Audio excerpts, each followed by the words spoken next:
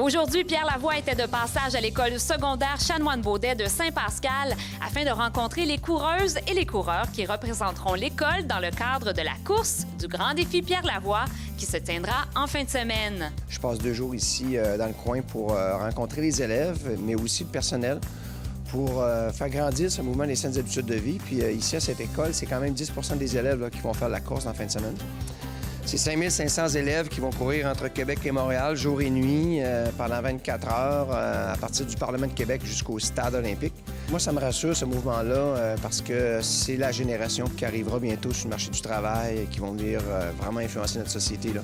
Les 2 enseignants Marie-Josée Saint-Don et Frédéric Bohème, tous 2 passionnés de la course à pied, ont su propager leur passion aux élèves. Ils sont toujours partants pour aller courir et encourager les jeunes. D'avoir nos jeunes courir, se dépasser, ça n'a pas de prix. Puis c'est ce qui fait que chaque année, on recommence parce qu'on a le goût d'amener des jeunes encore à se dépasser, à vivre cet événement-là.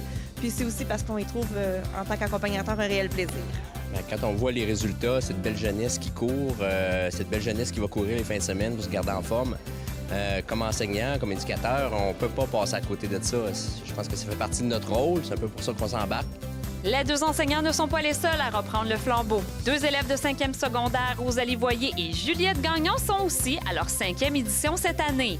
Dans le fond, moi, je me dis, tu sais, c'est un défi que c'est pas tout le monde qui a la chance de réaliser puis de faire.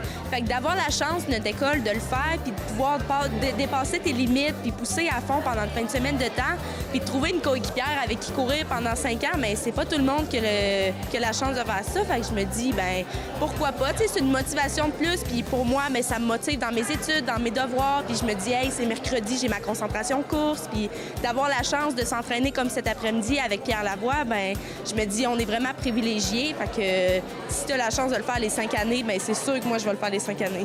Moi, dans le fond, c'est un peu la magie que le Grand Défi apporte. On s'entraîne depuis septembre pour ça. Fait que là, quand on est rendu au mois de mai, c'est vraiment la magie. Il y a tout le temps quelque chose de nouveau à chaque année qu'on peut pas s'attendre. C'est toujours une nouvelle activité, le trajet est différent. Guillaume le Métis-Vierge arrive toujours d'une façon assez spéciale.